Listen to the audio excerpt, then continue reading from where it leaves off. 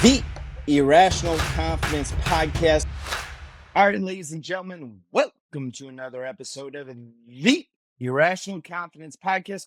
We're talking college football, and the season is upon us. The college football season is finally here. Yeah, it might be just week 0, but we're going to do our preview for this upcoming season, for the 2025 season. I'm joined by my co-host, the styling, profiling, Rolex wearing, diamond ring wearing, kiss stealing, wheeling dealing, limousine riding, jet flying son of a gun. Best in the business. Fresh, how you doing, buddy? I'm doing fantastic. It's finally here. It's been a long off season, a long summer of transfer portals, NIL deals, of spring practice, fall, summer camp, Hawkins season. We're finally at week 0. I know not everybody's playing, but these games count, and that's all that matters for us right now. It's all that matters is the final effort. It doesn't matter what you do in practice. It really is. And you practice to become perfect on game day, and that's exactly how it played out. Exactly. All right, Fresh. We're here to the 2025 season.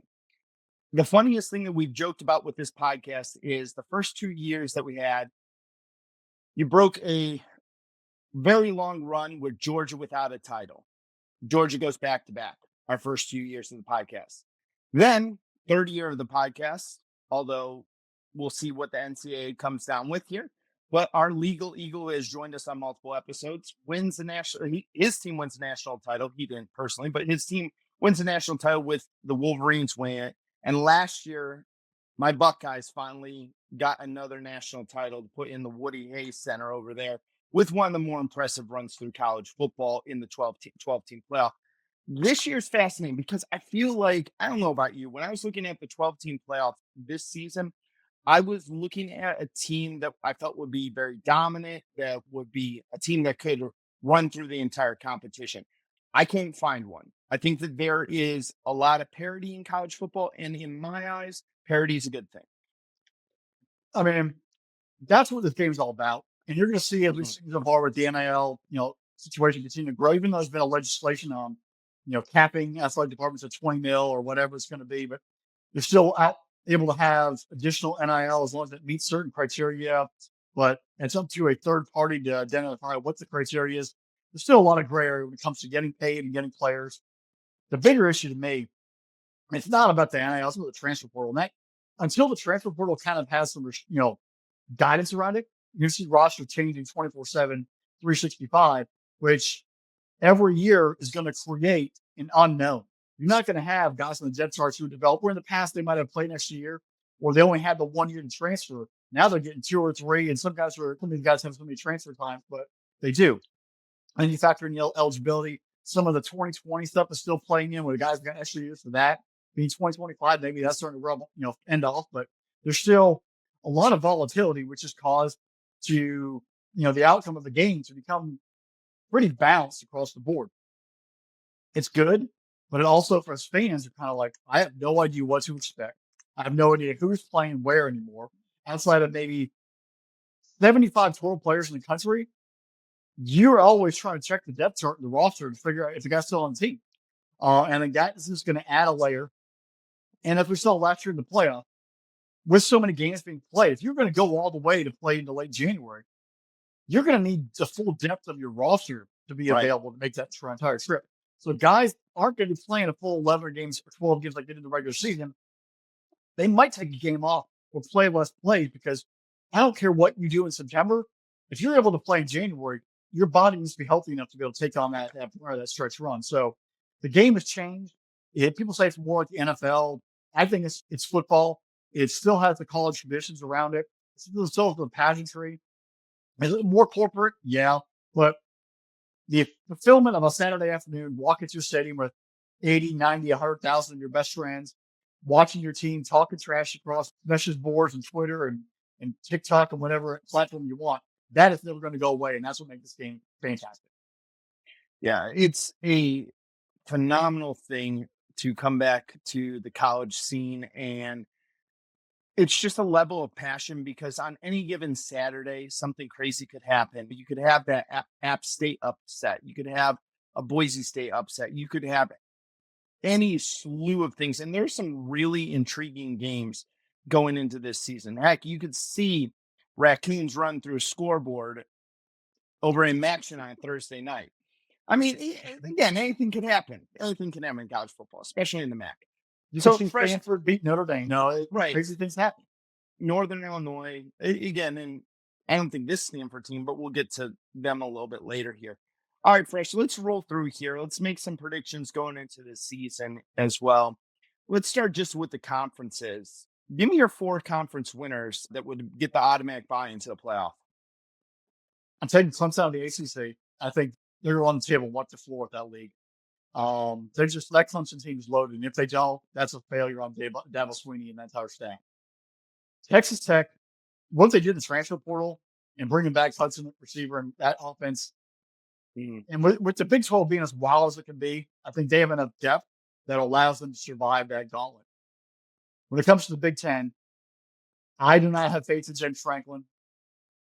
I feel when Penn State comes to Ohio State, like normal, clockwise, Buckeyes are going to win. I think Ohio State has the monkey off their back from that perspective. I think they win the Big 10 this year. And then, I don't know. I'm saying what it is. I'm a dog fan. Georgia's winning the SEC. For all the chatter, I think they top to bottom have the deepest roster. It's young, but at the end of the season, that roster is going to show the oldest 5 stars from the past few years are going to play at their potential. Fresh, we didn't compare notes at all, but it's interesting that those are your 4 teams that you have winning this in the conference championships. I got Clemson as well. I think they're loaded with NFL talent, or at least the most in the ACC. I think they're going to have a real easy go of majority of the league. We'll see a lot week 1 with them at LSU. Going into the Big 10, I'm with you until James Franklin proves that he can beat Ryan Day in Ohio State consistently. Again, I'm going to choose Ohio State there. I think it's interesting this year with the factor of Illinois I gave a little bit of thought because of their schedule and how they could navigate that as well. Oregon, if you told me that they had Evan Stewart and Dante Moore was going to be cut down on the interceptions, I might consider taking Oregon. Too many questions over there for me. So I got Ohio State win the Big 10. I have Texas Tech as well. I really love what they've done this year. I love what they've done in the transfer portal, and I love how they've kept that team together. Super intrigued by them. And again, I scratched Kansas State and Texas Tech off multiple times, flipped back and forth between 2 teams. And right before we went on air, I settled on Texas Tech. And I'm going to call it in the SEC, this is going to go down as one of the most instant classic SEC title games of all times. Georgia is going to beat South Carolina in the SEC title game in one of the most entertaining games that we have seen in a very, very long time. I'm talking to the same level as Georgia Tech last year. Well, I get it, Fresh. You have more gray hair because of that game. Still wound up winning. As a casual football fan, those type of games are entertaining. I think that's going to be entertaining as all get out. Hey, if that's the case, that'll be fantastic. It's these 4 teams, like we saw last year, none of the conference champions actually made it past the first round of the playoff. So it's. I think we're also going to see a battle. Do I even want to play the conference title game, or do I want the extra week of rest, or I want to get some momentum playing a home playoff game? But still, winning a conference championship, it's still going to mean something. And hosting that, it's still a trophy. And all right, not to really dive off topic, but in European soccer, they have a lot of there's a trophy. You win a championship. They also have a lot of trophy games. Like winning a trophy, hoisting the trophy at the end of the game, having the confetti fall, it means something. And it's something that you will leave that school with that ring and that pride of I won a title. Yeah. All right, who's your group of 5 team? I'm taking Tulane Green Wave. Give me the Tulane Green Wave. I like them bringing, especially the quarterback addition. Obviously, Retzlaff leaving BYU for a different reason, but adding in that entire depth of that roster, John Summerall, the head coach, the AAC is already, I think, built themselves in a solid league that gives them a chance to really build off of that and lock themselves into that group of 5 squad. Yeah, I was sitting there and I'm like, please, maybe he's got something out of left field here. I have Tulane as well. I like what Tulane's done. to reiterate the fact, I really, really though had another team I wanted to put in there, and it's the Toledo Rockets. I like Toledo's Woo! schedule. I like Toledo in the MAC. They got to go to Kentucky week 1, but the rest of the schedule is very manageable. You do have a trip out to Washington State, which would be the most intriguing game for me. But again, I won't really want to put Toledo in there, but Tulane was just too good to pass up. All right, Now, Fresh. I mean, I Oh, like go this ahead. Toledo pick because the past 2 years they've been the best team in the MAC, but they lost both times in the championship game. So Right. we'll even get over the hump and win the MAC, and then be able to set themselves up that conversation. That's No, a I big Toledo right there. would love to see it happen, but I think Tulane's just too good. All right, Fresh. Let's talk at-large bids here. So we got our 5 automatic qualifiers. Our group of 5 has got to be in, and our 4 conference champions. Remember, folks, this year conference champions are not guaranteed a top 4 bid. Fresh, who do you got at large bid? Actually, let me ask you a different way. Let's go at this a different way. You want me to go You 1 got through 12? Well, no, let me ask you this. Clemson wins the ACC. Does the ACC get a second team in? And who is it? I've gone back and forth. Georgia Tech is a very solid football team. I think that schedule is going to be pretty tough for them to maintain. Miami, I have no faith in their coaching staff for them to deliver. I think their schedule, if they beat Florida, they have Florida and Notre Dame out of conference to really boost the resume. That's gonna beat them up. They're not gonna be able to make it up really during the ACC play. Those are the only 2 real contenders. I don't think SMU. They jumped everybody last year. We saw they had an issue with the line of scrimmage when they played Penn State. And that was pretty evident even the week before versus Clemson. I don't think they've replicated that and gotten themselves ready to go.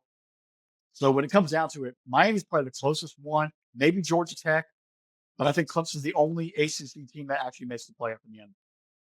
I'm drinking the Georgia Tech Kool-Aid, man. I'm going with Georgia Tech. I'm going with the Ramblin' Wreck to make the playoff this year. But I have them barely squeaking in because I think that there's going to be – I know that schedule is brutal. You do have a really good point there. But for some reason, I got some faith in Haynes King. I like what they're doing over there at Georgia Tech. The offense under Buster Faulkner, obviously Brent Key, the head coach, out former offensive lineman, played Tech. But there's a focus on the pride. They lost a certain key receiver to Auburn. They brought in some other guys to sort of fill that. Rivers from FIU. If they can run the ball consistently, let that defense mature. But losing LaMelo Height off the edge to Texas Tech, where are you going to get the extra additional pass rush from to lock it down late in the ball game? So I have Brent Key, in my opinion, outside of Dabo Swinney, is the second best coach in the league. But it's going to see how can those players maintain. They jumped up every last year. Can they build off that overtime situation and that loss to Vanderbilt in the bowl game? It kind of looked like they were exhausted. Can they re-energize and play a full schedule this year and find a way to put themselves through? All right, same question in the Big 12. You guys both got Texas Tech winning it. I have Kansas State also punching the ticket. So we got Wildcats and Red Raiders in the playoff. So I scratched out K-State in lieu of Georgia Tech. So the last 2 teams I was between was Georgia Tech and Kansas State. Again, I think that the Big 12 is the most even conference in there. There's about 5 or 6 teams that right now, if you have a time machine, you go into the future, you tell me that BYU has won the conference, even with all the craziness they've had with their quarterback situation. I believe you. If you tell me Baylor comes out of nowhere, I believe you. TCU or Iowa State or K-State or Arizona State wins that conference, I would believe you. I think it is a very, very even conference, but the problem is I think that you're going to have multiple 3, maybe 4 lost teams in there, and only the conference champion is going to get out. But it's not for a fact of that there's really good football being played there. Those teams are just so even that the games are going to be won, lost very, very closely. Yeah, I think Arizona State is the first team for me in that radar, but I don't. The reason why the team's able to get through is Cam Stanton. Right. And who's that they don't have that guy who's going to carry the team on his back. Right. All right, Fresh. Let's go. Let me stick with the independents here. Notre Dame. Are they in or out? That schedule this year, It's brutal. it's brutal. They had a lot lost last year. Their quarterback situation still up in the air. I do not think Notre Dame makes the playoff. Oh, wow. Why don't you, what specific reason is holding you back from putting them in the playoff? Well, I think first of all, week one they're going to lose to Miami, and Miami is going to show their face later on. A&M is going to come up to South Bend with a little anger, and I think they're going to be a little more focused this year. You're not going to have the veteran quarterback that they had last year to drive them through late in the ball game. They're not going to have the corners. They're not going to have the safety that they had last year down in Kyle Field. I got a feeling Aggies will put it to them before they know it. They're 1-2, and then managing the rest of that schedule, I could see them really. The Arkansas game is another challenge. That Notre Dame team was very veteran, and they lost a lot off that roster. And can they make it up quicker? A new defensive coordinator, offense. I mean, some of the receivers were okay, but they were more of a byproduct of Jeremiah Love and Riley Leonard in the running game, exposing single coverage or play action. Unless they somehow get Carr, whoever the other quarterback was going to challenge them for the role, get them going. I want to see it before I believe it, because there was a lot off that team last year. In 2022, the team lost to Stanford, Notre Dame did. 23, they lost to Northern Illinois last year. There's just something there that I don't see Notre Dame going undefeated with the schedule. And I don't see them going 10-2. I see them like a 9-3 or 8-4. And other teams are just going to pass them in the overall grand scheme of things. So I had Notre Dame making the playoff this year, and I think it's more on what Marcus Freeman has earned in my eyes than what maybe the question marks, the size of the question marks there over there for the Irish. After last year, like, we thought that Northern Illinois loss was going to be a death blow to them, and it wasn't. And they wind up making the playoff. They might wind up going on a nice little run all the way to the national title game. And in our preview episodes, I talked about how I felt Marcus Freeman is one of the top 2 or 3 young head coaches in college football at this time. I think that he has learned quite a bit and maybe, just maybe, is able to weather that storm. Now, I'll disagree with you on the Miami thing.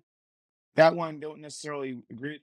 I do agree with the Texas A&M thing. I think Texas A&M is going to want some payback going into South Bend, Indiana. I still think Notre Dame's going to wind up figuring out, even in some of these tough games, Marcus Freeman's going to be that steady hand that leads the ship here. CJ Carr as a starter early on in the season, maybe a little bit different than CJ Carr we see at the end of the season when they play USC in October, or whether they're playing Syracuse in late November. The back half of the schedule looks like it's kind of pretty easy, with the exception of that trip to Pittsburgh. But again, it's not as big of a thing for Notre Dame as it is for other teams, because South Bend and Pittsburgh are very similar geographically. I like Notre Dame in here, mainly.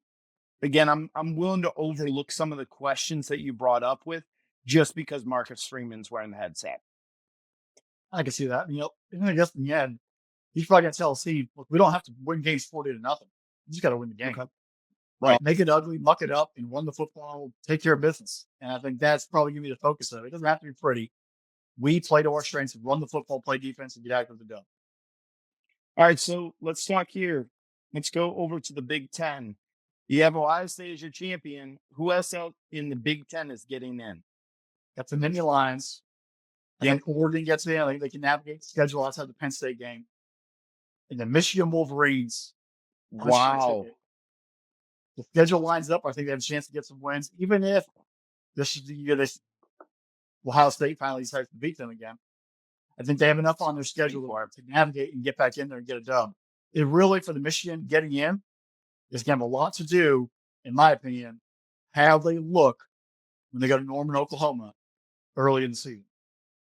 That might be the swing vote to get them hey, remember that? We went and we beat an SEC team. Look at our record. Look what we played. Put us in. That one's going to be the most important. Outside the Ohio State game, that might be the most important game right there for the Michigan Wolverines.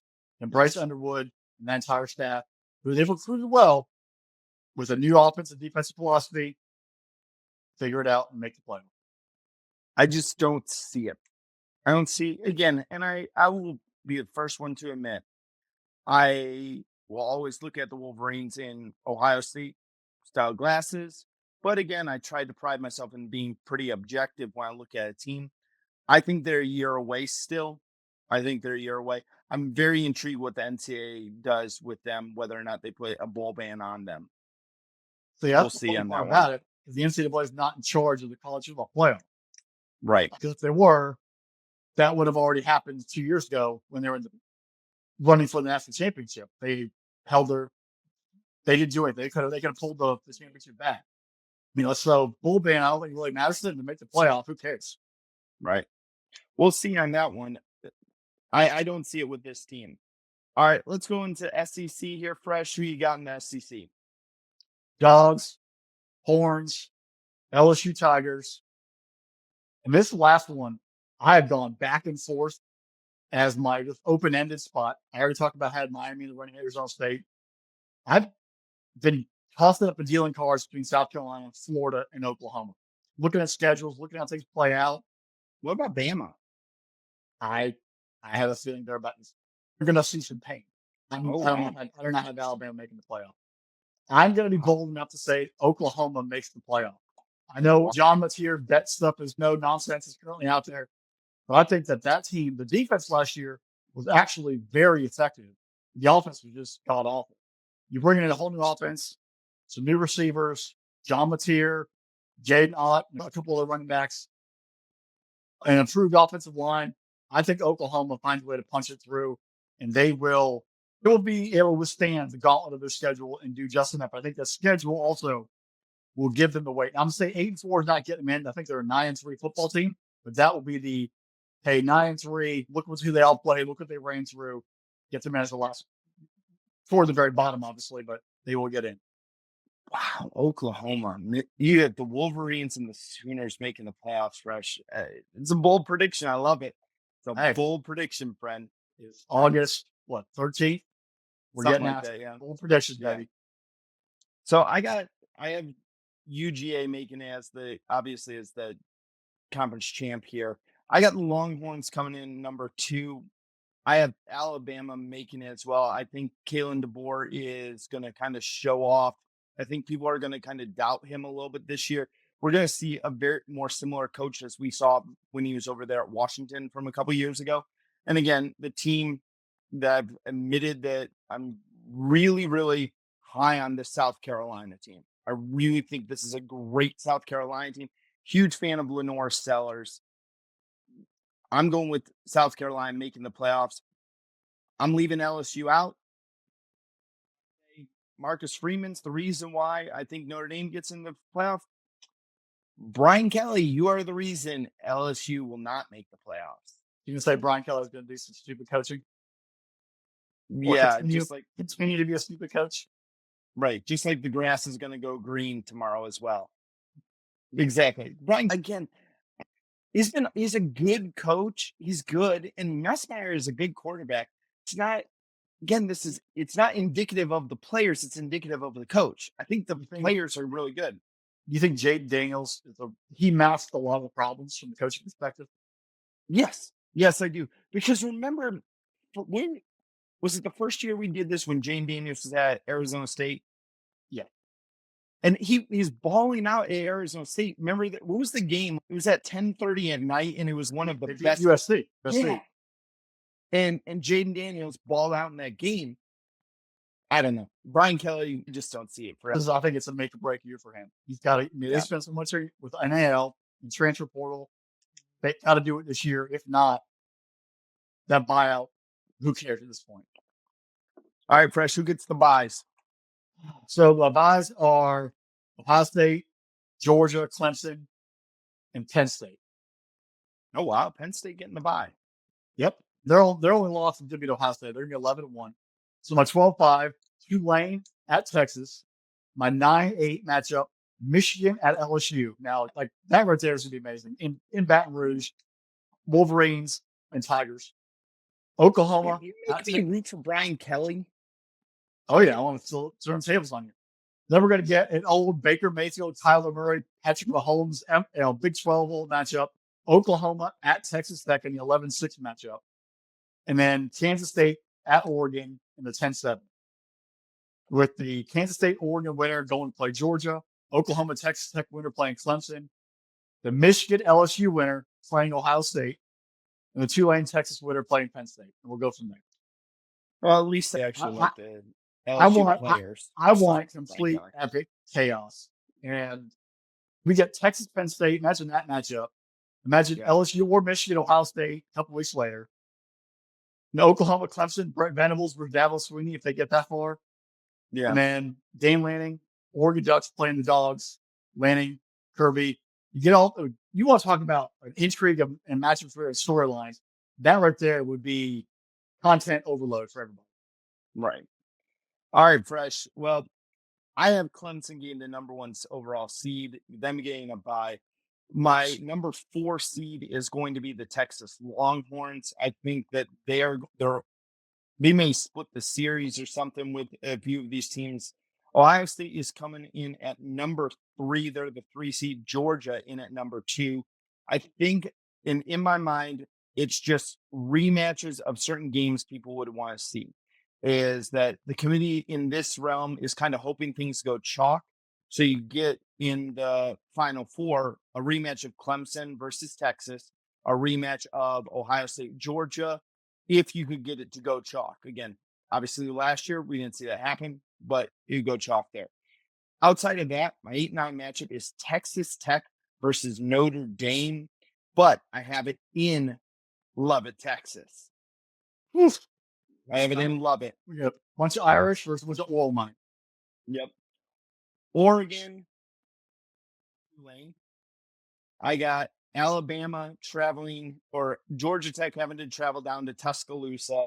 And I have the South Carolina Gamecocks going up to Penn State and Happy Valley in late December in a very cold game, and seeing maybe that's the only way to slow down that South Carolina offense. I'll tell you right now, Lenore Sellers in the video game, College Football 2026, He's is fantastic. An absolute freak.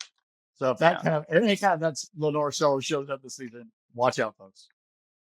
Yeah. You want to make a prediction for a national champion or not? I'm just going to say, I want Georgia, Ohio State will meet for the national championship. That'd be fun. And then we both can have extreme stress tests that afternoon. Yeah. Even. Yeah, that'd be pretty wild on that one. I'm going to say, I just get this feeling it could be their year. I'm going the Texas Longhorns are going to win the national championship. I think by the end of the season, I don't know. I think Archer's going to go through a lot of growing pains early on this year. I really like this Texas defense quite a bit. I think their speed is really tough.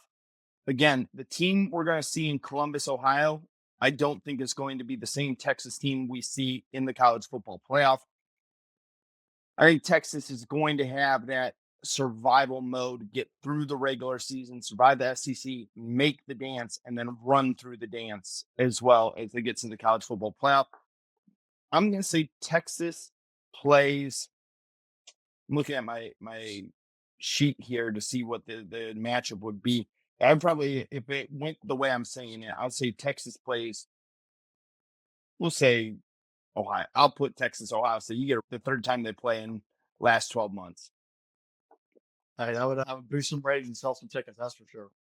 I kind of wanted to go Penn State there just because I'd say like James Franklin figures out a way to avoid Ohio State and somehow gets to the national title game. But again, I still interesting. The only way Penn State's getting there, somehow they get Tulane and Kansas State in back-to-back rounds. Like, oh, we're gonna walk on through the Final Four, bloop-a-doop-a-doop, like we did last year, right? And then decide to take a knee in the second half and choke it away.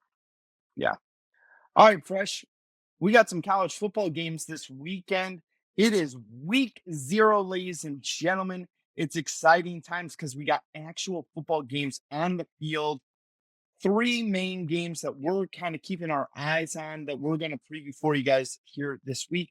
But make sure you lock in, you hit that subscribe button, hit the notification bell, get notified every single time we drop a new episode because we got week 1 right around the corner, and it is a jam-packed week 1. Fresh, the first game this week, we're going to Lawrence, Kansas. Fresno State is going to be playing the Kansas Jayhawks during week 0. We're big in Kansas here, Fresh. We love the Kansas Jayhawk fans. They've supported this podcast in an amazing style. At time of record right now, spread of the game is Kansas is a 12.5-point home favorite. Over-under is set at 50.5 points. Again, Fresh, we haven't seen any games. We're kind of going off of what we're a little bit of intel we get in camps and previews and stuff like that. What do you got like keys for Fresno State versus Kansas? Well, first of all, this is the first game back in Lawrence after they've done the complete remodeled stadium. There's going to be an energy there. I mean, they've waited for about a year and a half, 2 years to get the whole thing done. It looks fantastic from everything they did. They're tired of playing games in Kansas City or wherever. So that is an extra, not only is it a season opener, there's an extra juice for these Kansas football players and this entire staff, this fan base. Last year, it kind of felt like they laid an egg early on. They had a couple tough losses, Illinois and UNLV. They kind of derailed the team. But then later on, that team showed why we thought they were going to be very, very good and how they fought and played really, really well. So this is going to be interesting to see how that crowd gives them a boost because they definitely lost a lot off of that team last year. And I'll dive in a little bit more. Looking at Fresno State, this is a name. It's a proud football program. They've gone through some tough times recently. Some years to Matt West, the Boise State's been running it, and San Jose State's been pretty good. This is a chance, though. It's a new regime, brand new element there in Fresno. Coach Matt Eads, who used to be at North Dakota State, is his first year coming over to Fresno State, taking it from SCS to the Bowl subdivision now, putting his new flavor on this entire program, getting after it. He is going, if you want to get an idea, watch the past couple seasons of North Dakota State football. Run the football, offensive line, a lot of play action, some kind of, they filter in a little bit here and there with some variations of formations, but it's a lot of window dressing and a lot of power football. You saw a good look at last year's opener, North Dakota State at Colorado. They gave the Buffaloes and Shador and Travis Hunter all they could handle for 3.5 quarters. They were a very physical football team. We're not going to get that exact same product in Fresno State in this week 1 game, but you're going to see elements of that developing as they redo this entire program. New quarterback, E.J. Warner coming in. You heard the name before. It's Kurt Warner's kid. He played at Temple and Rice. His career, 59.98% completion percentage. A 3-year starter between those two schools. Last year, his career high was 62%. So he's a little better than 50-50. 8,800 yards total passing, 58 touchdowns, 37 picks. Doesn't take many sacks, though. You're probably the only positive from a polished quarterback. 8, and 9 as a starter his past 3 years. So doesn't get sacked, but you run the football pretty quickly. How will this offense play to his skill set? Will he be a little more controlled in the pocket if they have a running game? That's going to be big. The other problem, if Matt East wants to really change the entire football team coming in, Fresno State struggled to run the football last year. So that's going to be a major thing. Get the offensive line, get the ground game going, trying to jag it out. They ran the ball for an average of 3.3 yards a carry last year. Elijah Gillum's the lead returner in yards. He had 406 yards rushing last year and 8 touchdowns. You also have Bryson Donaldson. The two of them, I got to feel, are going to be a 1-2 punch for this entire football team as they get Warner comfortable, run the football, short passes, very easy to attack, control the clock. Going back to whatever that entire bread and butter at North Dakota State has been the past, 2, almost 3 decades now, their success, pass it on down. That offense is still the same. They mix in some pistols as well to help out the quarterback. That's going to come into play. They don't have many returning receivers. The top returner in receptions and yards is Gillum, and he's the top leading rusher.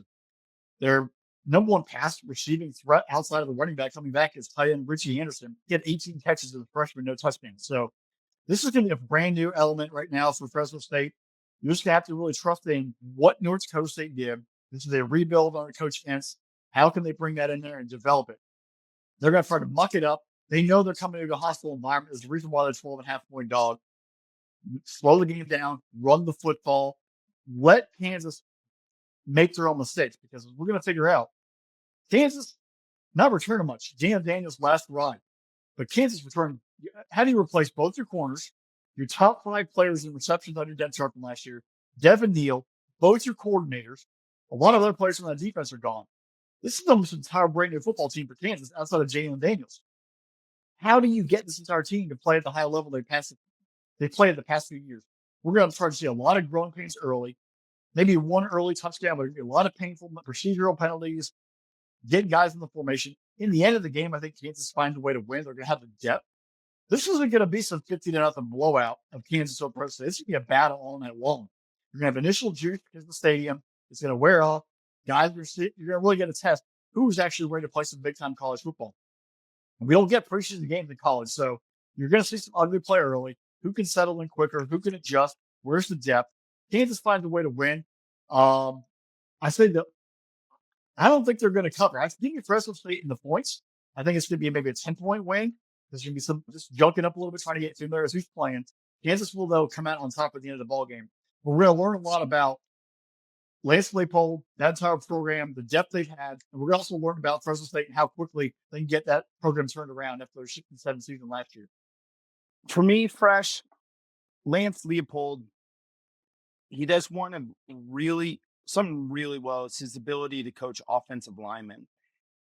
It's been quietly done over the last couple of years of some Kansas players getting onto NFL rosters. Not necessarily maybe being high draft picks, but guys being undrafted free agents who are having an opportunity to be on NFL rosters. And a couple guys making teams. You take a look at what they did last year defensively and putting some guys into the NFL as well with their secondary. The biggest question I have for Kansas is Kansas cannot revert back to what it was a couple of years ago when Devin Neal went out with an injury and it turned into the Daniels show. Like, they have to make sure that they stay balanced between the quarterback runs and running the football with the running back here. I think it's interesting. Daniel Hershaw Jr., redshirt senior here, 5.8 yards per carry as the backup to Devin Neal last year. Interesting to see how he is. When I looked at Kansas's wide receiver room, every single wide receiver is over 6 foot. Again, Emmanuel Henderson Jr., Alabama transfer, was at Alabama as a wide receiver. So definitely know that there's some raw talent there. With Fresno State, though, in my mind, it's going to be whether or not they're going to be able to protect E.J. Warner against Dean Miller. Best returning pass rusher on the Kansas defense. Is he going to be able to get after him? If you take a look at this, Fresno State had the third best pass defense in the Mountain West last year in 24. Are they going to be doing the same? Are they going to be able to turn Kansas into one-dimensional? I don't think so. I think Kansas is going to win this game. I think I'd take Kansas and the points in this game. I do like the over to come in, though. Right. Give me points. Opening game, give me points. Right. And I'm going to say this. I think this is going to be the first step in the march towards the Sunflower Showdown, October 25th already. I love the Sunflower. It's the one real question is, Kansas finally get over that hump? Exactly. And it's in Lawrence, so that makes it even better. Need that home field advantage. Gosh, Kansas fans are so much fun. Love it so much. All right, Fresh, let's go to another, I guess, game of note. The Stanford Cardinal is traveling over the Pacific Ocean to face the incredible Hawaii Rainbow Warriors. Hawaii, at time of record, is a 2-point favorite. Over under. I'm trying to say this with a straight face here. Over under is set at 52.5. Fresh, what do you got for Stanford, Hawaii here? First off, the ACC Stanford Cardinal versus the Mountain West Hawaii Rainbow. So this is geographically Atlantic, going like completely so far east of the Atlantic coast, or eventually circumvent and come back around to Hawaii. Andrew Luck and Frank Reich are now running the Stanford football program. Stanford has in the past shown you can win on the phone. You need a running back, big offensive lineman, tight ends, disciplined quarterback, and obviously Andrew Luck was there. Now, it did help that Jim Harbaugh was a coach for a while and really got them going, and then you had solid success after that. But they have to get back to that. Get back to the roots. You can win. People who say you can't win at Stanford or can't win at Vanderbilt, can't win at Wake Forest or Duke or Northwestern, They have academic standards, yes, but those schools have all shown to be successful in football teams. They're not all going 0 and 12 every single year. They're competing. They have to get back to that. Now, are they recruiting the right guys? Have they put in the right program? Past couple of head coaches have been, I think, a dumpster fire. But Andrew Luck knows what it takes. I think this is going to be an interesting, eye-opening experience for all Stanford fans. I think everyone in the ACC and just also general fans as we go. How does Andrew Luck and Frank Reich, as the head coach and their general manager, use this team to shape the program going forward? Because almost everyone from that roster last year is gone. Whether Ashton Daniels, the quarterback, is now the backup in Auburn. Alan Moore, the top receiver, is gone. Like these guys, all the talented players that you usually remember for that squad have left. Their top pass rusher is now at Texas Tech, Bailey. So how does this entire football team take the entire offseason and get them ready to go on a business trip to the Hawaiian Islands into paradise and beat a team that is known for putting up historically a lot of passing yards and live and die with the pass? If I'm Andrew Luck and Frank Reich, I say give me 12 and 13 personnel and let me run the ball downhill, control the clock, and keep that offense for Hawaii on the sideline. I don't have to win 50-0. I just got to win 17-10 or 10-0 or 10-3. I got to control the clock and dictate that way. That's how they're going to go about this. They just named their starter today, as of August 13th, Ben Gilbranson, who's been Oregon State transfer. In 4 years, been there, didn't really do much at all. He threw 4 touchdowns last year and 4 picks, 943 yards. Even just an average backup guy. But I think they probably trust him to manage the offense, make the smart throw. He's been battle tested before. He's seen the game happen in front of him. Hand the ball off, understand the checks line of scrimmage, slow it down from that perspective. Put your offensive line, running backs, and tight ends in a position to succeed. Defensively, they're going to have issues, but if you can keep your defense on the sideline as much as you possibly can and keep the health of your secondary, it gives you a chance to win. And at the end of the game, like we talked about earlier, you don't have to win 100-0. You just got to win the ball game. On the other side, from Hawaii, they were 5-7 last year. They had a couple games where they fought. Timmy Chang, obviously a Hawaii legend at quarterback, been the head coach for a while. Their running game is used sparingly. They actually manipulate the running game through high percentage passes, bubble screens, jump pop passes, whatever they can do up tempo to keep it going. That's how they're going to do it. And then eventually go vertically and horizontally pass the game to really test every single player you have in space. If they can keep that going, it's going to make a long day for the defense. Braden Schrager's gone. It's Micah Alejandro at quarterback, but they do bring back the top 2 receivers, and Papel Eschlock and Nick Caselli. Both had 60-plus receptions last year. Both over 600 yards receiving and 6 touchdowns apiece. So they have productive receivers there. They returned 5 players who at least had 22 receptions. They returned 9 who at least had 13 receptions. And 7 had an average of at least 10 yards a catch. So their talent and receiver depth is very, very deep. They can be able to rotate those guys at 4 or 5 a clip and run you ragged down the field. So another even essence point for Stanford to be manipulate the football game and run the ball and keep them on the sideline. Last year, Hawaii was 4-0 when scoring 34 points or more. So they basically, if their offense is humming, they're in good shape. If it's not, you can shut them down, get them off the field, get a 3-and-out or a turnover. You're probably going to do them. If they can have sustained drives and put points up, they're going to wear your team out eventually. Your secondary, your linebackers are going to be running for days. If they can get that going, I think it'll be interesting. So really the big test is pass rush and secondary for Stanford and the offensive line for Stanford. If they can dictate how this football game is going to go. Last year, they played teams tough. Hawaii did. They lost 16-13 to UCLA. They lost 28-7 to Boise State, lost 27-24 to San Diego State, and lost 29-27 to UNLV. So Hawaii, they're developing a program. They're getting our Timmy Chang's guidance. They have the players there. Their defense is a weakness, just like Stanford. I think they have more offensive firepower. Hawaii, offensively and at home, will squeak out a win. They won't dominate. But that offensive attack being much more gelled and well organized will prevail. But Stanford will give them a fight early and try to show us what they're trying to build there on the farm going forward. But Rainbow Warriors get a big dub for the Mountain West over the ACC. Take the over in this game. 52 points is too low. I don't think there's going to be a lick of defense played in this football game. The only chance that the under comes in is if there's just a mass quantity of mistakes made of a bunch of turnovers and guys like it turns into a blooper reel almost. So, Fresh, I'm going to start at Hawaii. Micah Alejandro and Landon Sims. you take a look at how they did it at the very end of last season together. Hawaii actually had a nice end of the season, and the two of them really did a good job of contributing to the offense. Again, Hawaii's going to throw the ball all over the field.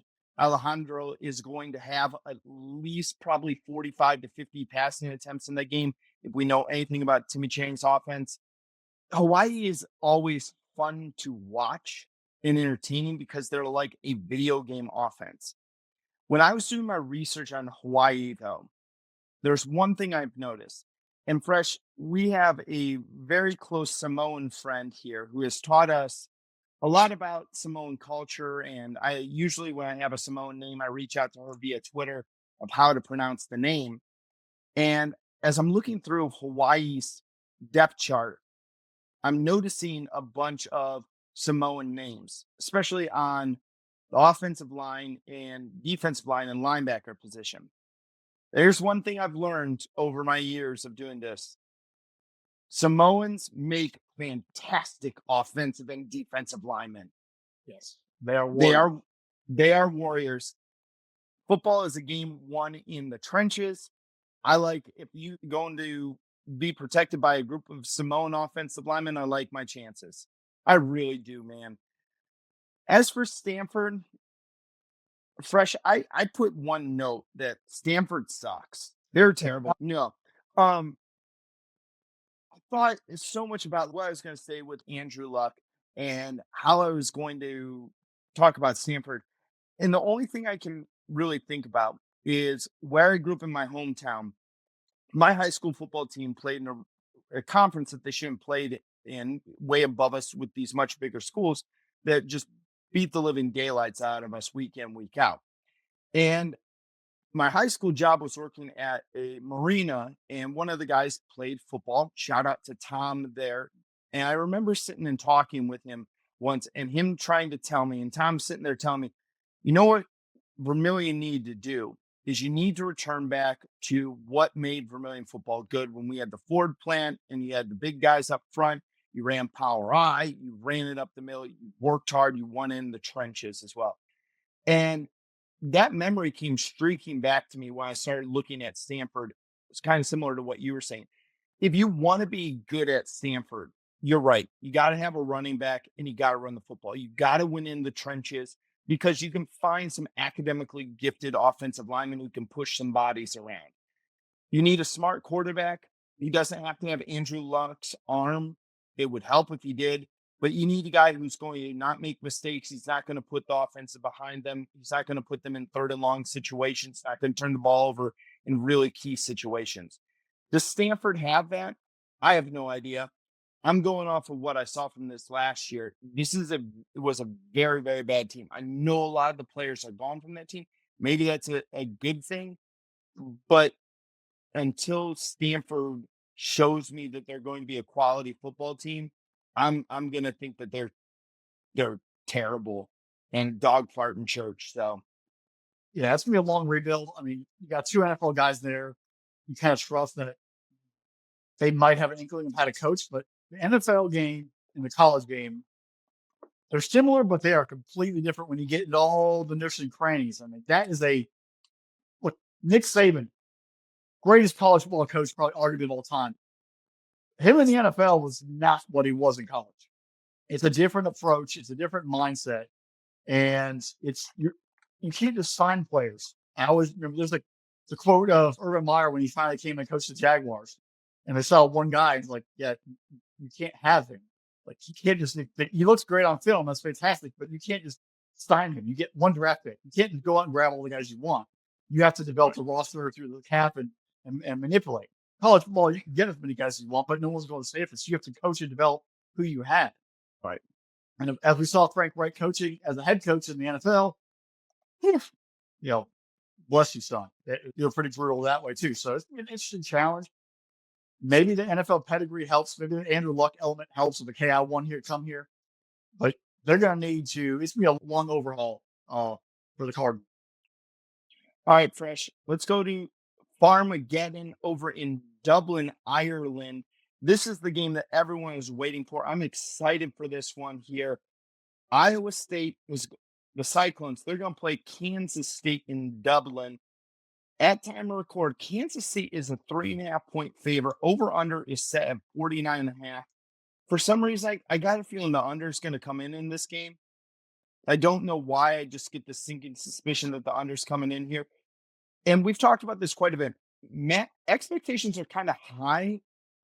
Is this the season? Is Rocco Beck? Is this the season that Iowa State is going to come into the season with these sky high expectations and not crumble and not fall off by the wayside?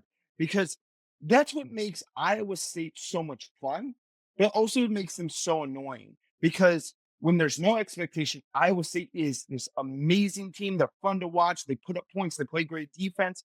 And then the minute there's national expectations for them to be good, they fall off a cliff. Kansas State, Avery Johnson took over. They show Will Howard the door, the benefit of Buckeye fans everywhere. But Avery Johnson was supposed to be the next quarterback over there in Manhattan. His season left a lot to be desired, but I still think there's a mass quantity of talent there.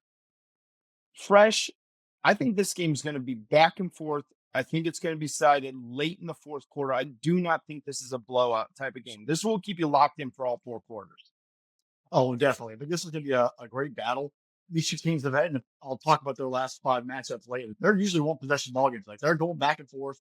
They're both extremely well coached football teams. 2 veteran quarterbacks. I like how you hit on Avery Johnson. We want to see him earn. He has an NIL deal. He's had people come whispering, trying to big him. Like, you need to take the team on your back and show. Be the guy. Dylan Edwards at running back. Obviously, DJ Giddens last year was the big tailback, but now it's Edwards' job. How the 2 of them blend. Who's going to step up in the receiver room for them? The tight end position, they have great tight ends, and they have very good offensive linemen. So a lot of 12 and 13 personnel for the Wildcats. And their defense, losing some linebackers, losing some secondary players last year. Are they going to get exposed trying to replace those early in week 1? This is a pretty quick turnaround. Not just a big opponent, it's a conference opponent. And if you want to get where you're going in the playoff, you have to show up right away in Dublin and try to at least, I'm not going to say ace the exam, but be confident and try to fight through. Looking at Iowa State, your best season in program history was last year. You lose your top 2 receivers, both go to the Houston Texans, both get drafted. You have some players on defense get moved, leave the program. How do you live up to that expectation of you just coming off of the greatest season in program history? This is a lot, and now you're expected to do more. We've seen them under Brock Purdy and last year under Brex go to play for a Big 12 title and look exposed in those situations. Can they show up consistently and meet the grind game in and game out? They have backfield. I do have questions on the receiver room, but their depth at tight end, their depth at offensive line, their depth at running back coming into the season are much improved. Like Kansas State, I think we're going to see a lot of 12 and 13 personnel, a lot of run the football, a lot of play action, a lot of boots, using that athletic ability of both these quarterbacks. They might be mirror images of each other in ways where this game plays out. It might turn into more of a rugby scrum, which they're used to in Ireland, as this game plays out on top of that. But who's going to make the first mistake? Which quarterback's going to make the wrong play? Who's going to fumble? Who's going to miss that one element on defense and miss the key read and get exposed? No preseason, 2 teams at a high level. Who's going to be amped up even more to play controlled football and smart football and consistent football for a full 4 quarters? We talk about playoff implications. You win this ball game, you're in a good spot. Iowa State owns this rivalry the past 5 years. Last year, Iowa State won 29-21. In 2023, Iowa State won 42-35. In 2022, Kansas State won 10-9. Iowa State then blew them out in 21 and blew them out in 20, 33-20, 45-0. So Iowa State has that mental edge. We own Kansas State. The pressure right now is on the Wildcats. If you can get over this, get that monkey off your back, go over to Ireland, get the big dub. All right, take a deep breath. Reach that. Let's learn from what we had. If they go out there and get crushed or get beat, it might spiral for Kansas State. And Coach Kleiman and the entire team, Avery Johnson's confidence might shatter. So it's big. Two very, very respected coaches. I just have a feeling there's a little bit more in the arsenal for Kansas State coming into this ballgame after a clunker last year, where they know they have to play a little better. And Iowa State coming off a great year and having maybe a deep breath downer. Kansas State wins this ballgame. They don't cover. They win by 3. I think it's like a 27-24 Kansas State. So the over hits, but they don't cover. I'm all over the place with this game. If not now, when? Avery Johnson has the best opportunity that he's had since really he's taken over as the starting quarterback at Kansas State. There were whispers that are saying, if you listen to some of the national reports last season going into your, Avery Johnson, dark horse, sleeper, Heisman candidate. Watch out what he's able to do in this offense. And then he played well, but not to that level of expectation. You will have the eyes of the nation upon you. You are the first and only college football game going on at noon on that Saturday in Dublin, Ireland. You have people like us who have been dying for college football for 6-7 months here, waiting, begging for it to come back. It's finally back, and we're ready to watch this. This is your chance to ball out. This is your time to show off what you're able to do. This is time to show off the athleticism. This is the time where show that coaching staff has made the right choice for you to be the starter. I think if Avery Johnson struggles in this game, I think this could be one of those rocky points where Kansas State starts to slip in their standing in the Big 12. I think this game means a lot to the Wildcats. I don't necessarily know if it means the same to Iowa State. Again, I think to us, Fresh, we're just going to go, okay, it's Iowa State with expectations, especially if they lose by a touchdown or, again, maybe not a touchdown because that can be a really close game. But if they lose by, I'll say like 10 points. If Iowa State loses this game by 10 points, I think me and you will go, okay, Iowa State, still a good football program. We're not knocking them, but we're going to say this is what happens when Iowa State has expectations. Take the expectations off, they're going to win and beat a couple of good teams, but they play too tight when their things are accepted of them. We're looking at this one, and I think that means so much more to Kansas State that I think Kansas State's going to get the W in it. I'm going to say this. I think they're going to cover the spread. I got 24-20 going in this football game. I think it's going to be really close to that 49.5 number. I feel like the under's coming in for it. But again, if you told me that this turned into a shootout, great, because we could see some really sloppy football. I don't know what the weather is going to be like there in Dublin. Last year, it's like that weird misty rain for part of the game that, it takes a little bit. The weather in Dublin is different than what you're going to find in either Iowa or Kansas. Yeah. Again, you're not going to be fighting, twisters like they are, but, Flying cows. Flying cows. They're going to find a way to win, I think, with Kansas State. What I'm looking for out of the Wildcats, though, is who's going to take over for Giddens? Are they going to be able to use the running game, or is it going to put everything onto Avery Johnson? And then what kind of defense are we going to see from the Wildcats? I like the Wildcats in it, but again, if you also tell me, I think it's going to be a close one. Give us a full-on battle. I don't want to see. 2 years ago, we had Notre Dame and Navy, and it was an absolute beatdown. It was boring. It was over in the first quarter, and we all tuned it out. Give me a game that goes to the fourth quarter, like last year's Georgia Tech Florida State game. The entry, fantastic. I mean, social media is ablaze. Everybody's locked in. It was fantastic. That's what we want. It's a primetime standalone game. Take advantage of it and show it all. Make a name for yourself. Right. And I will say this, we have never been more confident in a bet than we were with Georgia Tech covering that spread. I made so much money that day. It was fantastic. Yeah. All right, Fresh. You want to do a fresh pick for this? You want to save that for week 1? Let's knock out a fresh pick. All right. So wait, we got to explain the rules to the new game. It's called Fresh Picks. Fresh is we're going to be tracking this throughout the season. He's going to make a couple of picks a week, but the rule is it's like a survivor pool. He cannot, once he makes a pick in a week, he cannot pick that team for the rest of the season. So, Fresh, you want to make one or two? How many you want to do? We'll do one because we only have 3 games. Give me Hawaii cover the 2. Rainbow Warriors not only win, but get the cover against the Stanford Cardinal.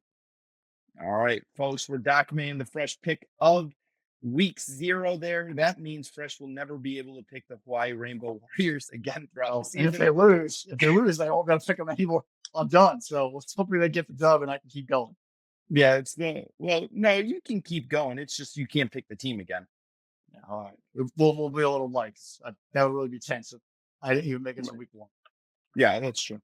All right, folks, you were listening to another episode of the Irrational Confidence Podcast. We're back. It's a great year. This is year number 5. It is the 5th season of this podcast. So don't miss out on anything more we got going on. We have a loaded week number 1. So, hey, that subscribe button up there, that notification bell, hit it. Make sure you join in Spinnable Sports YouTube channel and checking out spinnablesports.com because the Irrational Podcast is Irrational Confidence Podcast is part of spinnablesports.com. Special thanks to our producer, Drew. Without him, none of this is possible. And special thanks to all of you who've been along the ride with us, has stuck with us through these 5 seasons. We love you guys to death. It is fantastic. To my Kansas fans, we love you guys because you'll blow up our videos. It's fantastic. Follow us on social media, like, subscribe wherever you get your podcasts from, and tell us what you guys think of week 0 coming in here. Fresh, that's all I got. It's college football season. We're back, baby. Football's back, everybody. Remember, spinnablesports.com, Spinnable Sports YouTube channel. Follow us on Twitter, X, at Spinnable Sports, at IR Confidence Pod. You can also find both hats and eyes, Twitter handles on there as well. And until week 1 preview, we'll talk to y'all later. Bye, y'all.